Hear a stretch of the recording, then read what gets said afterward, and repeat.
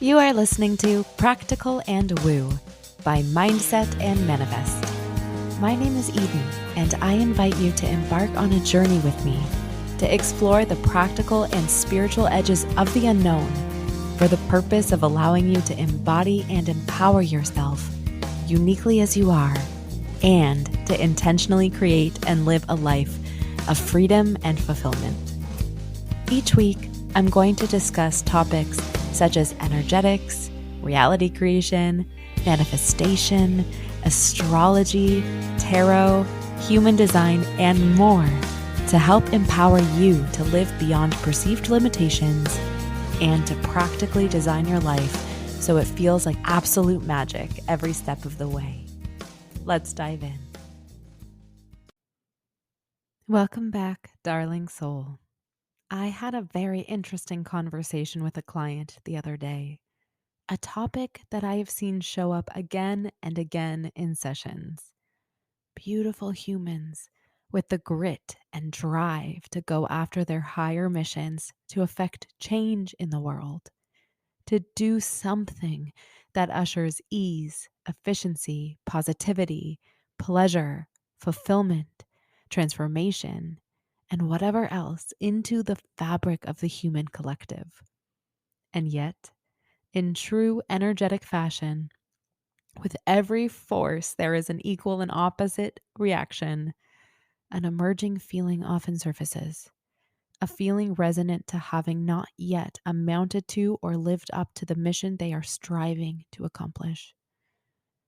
I am willing to bet that you are in some way, big or small, experiencing similar things. Whether you are trying to make a better life for yourself, your children, partner, friends, aging parents, or your community, you likely have a soul calling, a sense that you are meant to be doing something meaningful, impactful, fulfilling. I'd love to ask, are you feeling frustrated, bitter, angry, disappointed, not being where you're wanting to be, not achieving yet what you're wanting to achieve, not yet having reached your pinnacle of success, whatever that means for you? The feeling of continuous wheels turning, taking action, feeling busy. You may also think, so and so told me that if I complete X, Y, Z, then I'll have, then I'll be, then I'll succeed, and it just hasn't happened yet. Frustration looms, doubt sets in. Why aren't I there yet? Why can't I be there yet? Why is the universe, God, source, factor X, the energy of all that is, not on my team? Why does it seem to be on the side of that person, but not me? That feels visceral, doesn't it? I get it. I hear you. I would love to pose a question. Is it possible that the evidence of your life thus far is actually a clear sign that you are deeply trusted and supported in your mission? Is it possible that's precisely why whatever it is, hasn't yet happened for you? If your answer is no, it's not possible, then I invite you to consider if it could be possible. And in the face of the maybe, I also invite you to open your heart to an adventure, an allegory that ventures to offer you insight into the why of it all. A soul decides to incarnate as a mountaineer with a mission of traversing mountain landscapes and the desire to reach many peaks, a notion that brings warmth to the soul. Once on earth, staring at the face of the largest mountain ever seen, the soul exclaims, I am setting out to climb this mountain and I will reach the peak. And so the soul begins the ascent. The journey is strenuous and difficult, uneven landscapes, harsh elements, a beating sun that makes skin raw. The soul cries to their higher power, why don't you love me? Why aren't I there yet? Why can't you be on my side? Why have you made my life so challenging? All I want to do is reach the peak.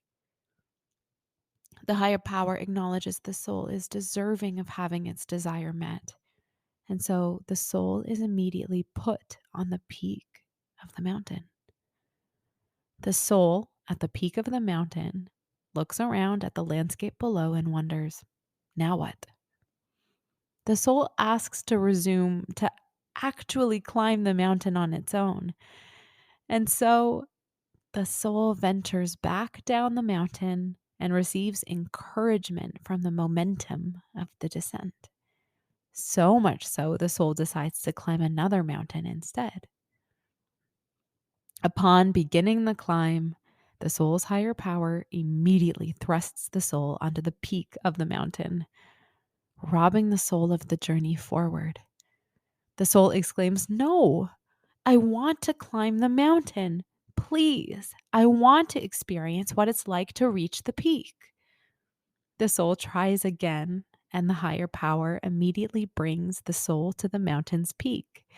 Again and again and again. The soul pleads with the higher mountain, "Please let me climb the mountain." The higher power says, "All right, dear soul, but I'm going to erase your recollection of having the experience of me bringing you to the peak. This way, you can have the full experience of wanting it, wishing it, willing it, having it, savoring it, and all that is." The soul agrees. At the base of the largest mountain ever seen, the soul exclaims, "I am setting out to climb this mountain and I will reach the peak." Upon the ascent, the soul meets a trusty friend named Perspective. The soul says to Perspective, "Oh my, this is a really hard climb. The landscape is uneven. The elements have been so harsh. This beating, glowing orb in the sky has made my skin raw and red." Perspective jumps for joy. "Isn't it amazing, soul? I have been climbing this mountain and all of these amazing things have happened to me. Earlier today, this wild force pushed me down and I fell and I scraped my knee and this really ooey gooey oozy red stuff flowed right out of me. And you want to know what else? My body vessel actually began to heal itself like magic. I watched this open wound in my knee close right up. It was cut open and then it closed. It kind of stung a little, but it was so cool to see. I want to experience that again sometime." And you know what else? The glowing orb you speak of has a gentle side too. I found a meadow amongst the mountain up over there, and my whole body started to tingle with warmth. It kind of felt like hugs I've gotten from loved ones. And not to mention all of the beautiful scents and scenes. This is the coolest mountain ever. It's been so amazing to climb. In the face of all of this news, Soul says to Perspective, "Thank you for sharing."